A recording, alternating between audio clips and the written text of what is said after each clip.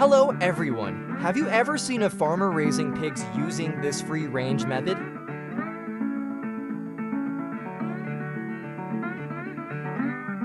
Pig farmers are responsible for raising dozens to hundreds of pigs on pastures where they can graze freely. Join us to discover how Indian farmers raise black pigs using free-range method in today's video.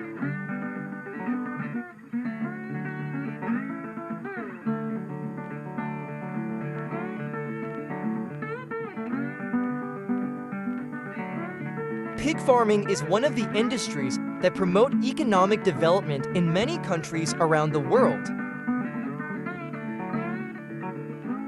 They are also an important source of food and income for many small farmers and rural communities in India. Indians raise pigs in a variety of ways, the most common being free-range grazing in rural areas. You may be familiar with outdoor livestock farming methods, but this method is mainly applied to livestock such as cows, goats, and sheep because they are easy to manage in large fields.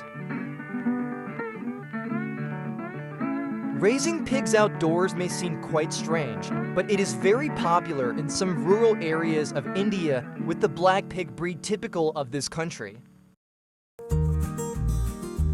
Small-scale pig farming accounts for about 70% of the pig farming industry in India. Each family usually raises a few dozen pigs, and if they are richer, they can raise more than 100 pigs.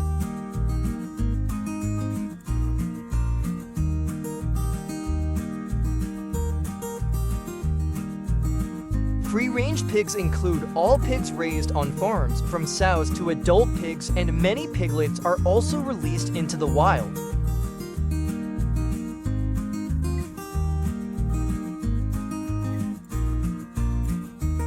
They are free to move and roam with the pig farmers. With this method, farmers not only save on barn investment costs and pig farming costs, but also take advantage of the pig herd to make a profit.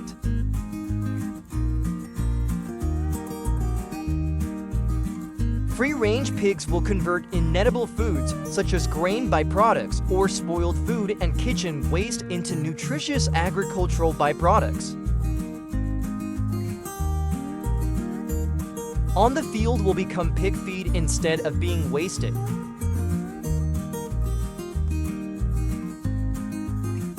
Although this farming method requires 1 to 2 workers as the main occupation, all households in rural India also diligently raise free-range black pigs.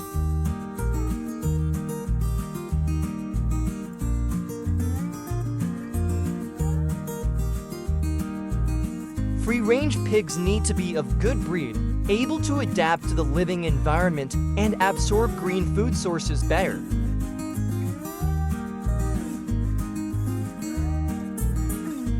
In addition, they also have good reproductive ability.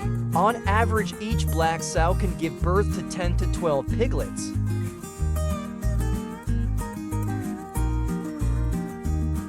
Each piglet gives birth twice a year, so only 10 sows need to be raised.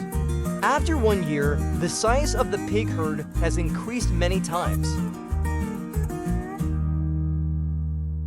You can see that a good quality pig herd has a large and healthy number of piglets.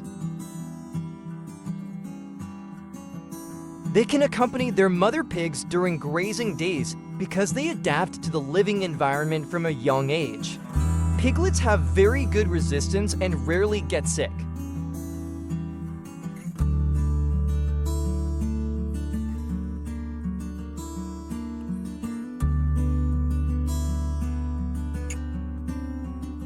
Not only do they forage for green food in the wild, but the waste from these free-range pigs is also an important part of the nutrition of surrounding plants or farmland.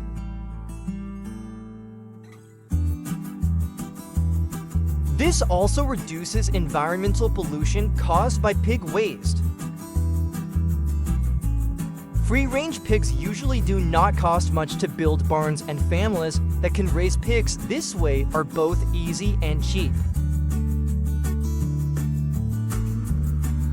However, caring for pigs in this way is sometimes difficult, but the welfare benefits are worth it.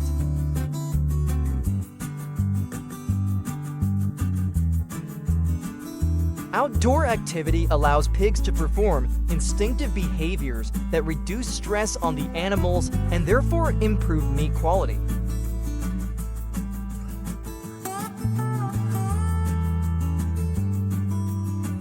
Numerous studies have shown that pigs raised in natural outdoor conditions have better quality meat than pigs raised in closed environments. They also have much higher levels of healthy omega-3 fats and contain more micronutrients thanks to their varied diet.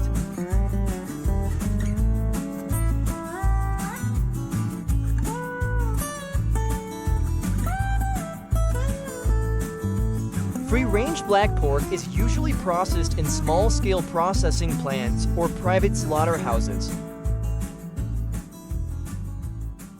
The process begins when mature, qualified pigs are transported by truck from the farm to the processing plant. Upon arrival, they are placed in cages to rest, usually for several hours, to reduce stress. They are then stunned with electricity or CO2 to reduce pain before slaughter. After stunning, the pigs are suspended by their hind legs on a conveyor system that passes through a deherring machine to remove the hair. The body was then opened to remove the organs. This step must be done carefully to avoid contamination of the organs being examined for signs of disease.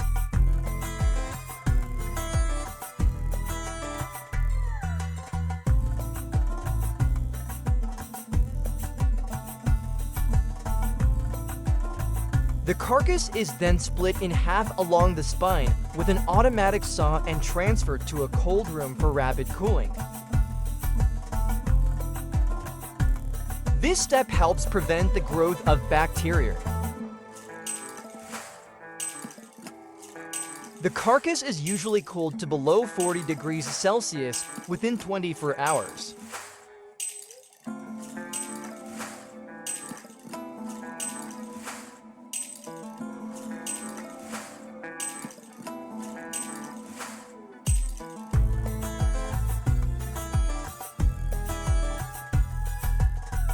The cooled carcasses are then taken to the cutting floor, where they are divided into major cuts such as ham, loin, belly, shoulder, and then into retail cuts.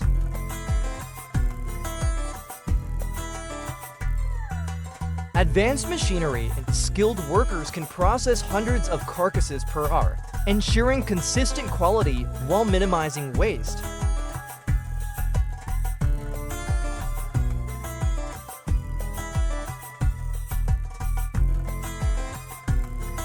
In a small village in Java Province, Indonesia, traditional snake slaughterhouses have sprung up, specializing in snake meat and skin. Traditional snakeskin factories produce hundreds of snakeskins every day, providing an important source of livelihood for the indigenous people. Snakeskin is the main raw material for making various products, such as handbags, shoes, wallets, and belts. The raw materials to make snakeskin are all snakes, caught in the wild or raised from venomous to non-venomous snakes.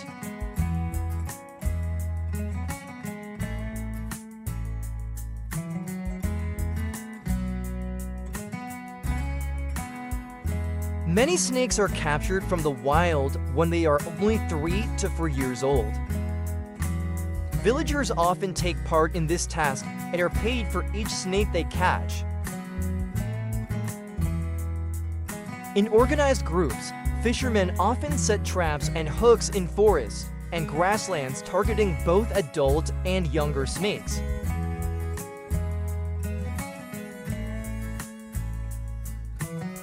Some regions also develop snake farms to provide raw materials daily for processing facilities. Processing farms can supply hundreds of standard snakes to centralized snake processing areas. Thus, it is possible to conserve wild snakes while avoiding the risk of snake population decline.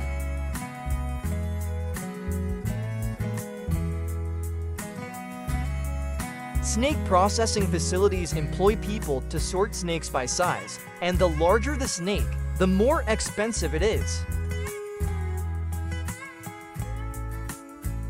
They will then be placed in large containers or tanks filled with water. This will cause a large number of snakes to die without feeling any pain when handled. Then each snake will be skinned from the meat. All steps are done manually by humans. The skin needs to be cleaned and damaged.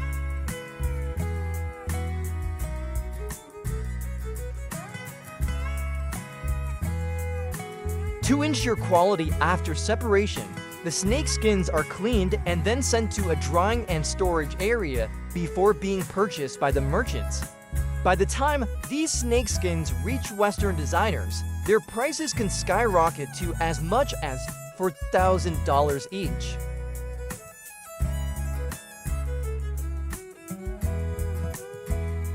High costs and profits have attracted many localities to participate in the snake farming and processing industry, thereby creating a large number of jobs for workers in Indonesia. The snake farming industry employs about 175,000 workers and about 150,000 snake hunters and can be considered the largest processing and raw material supply sector.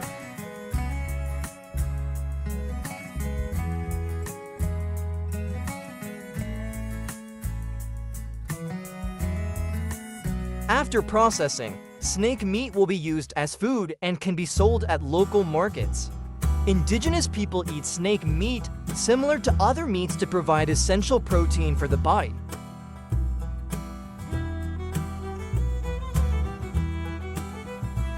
While its low-fat content makes beef a nutritionally lean meat choice, beef is rich in vitamins such as vitamin A, which is important for immune function, vision and skin health, as well as B vitamins including B12, B6 and niacin, which are important.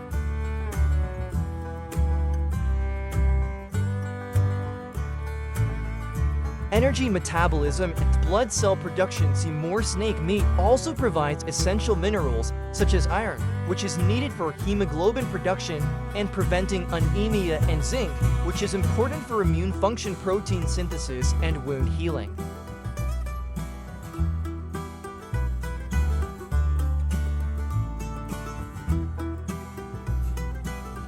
Magnesium is needed for muscle and nerve function, blood sugar control, and bone health, and phosphorus is needed for bone and tooth formation involved in the body's energy production.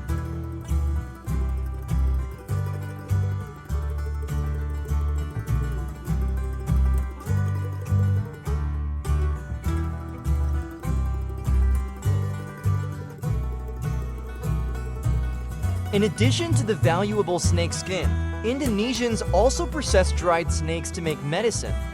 They roll each snake into a circle and put it in a drying oven. After a day, the snake becomes dry and hard.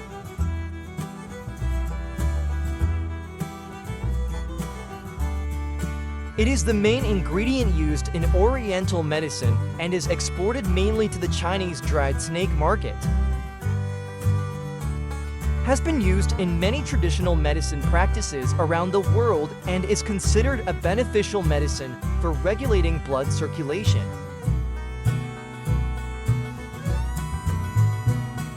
And is said to have strong anti-inflammatory effects that can help reduce swelling and inflammation in conditions such as rheumatism, arthritis, while also relieving joint and muscle pain.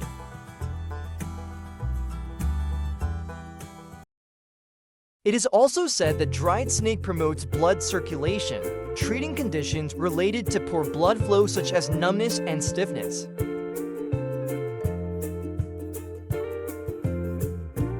the treatment of skin conditions such as eczema and psoriasis by promoting skin health and healing.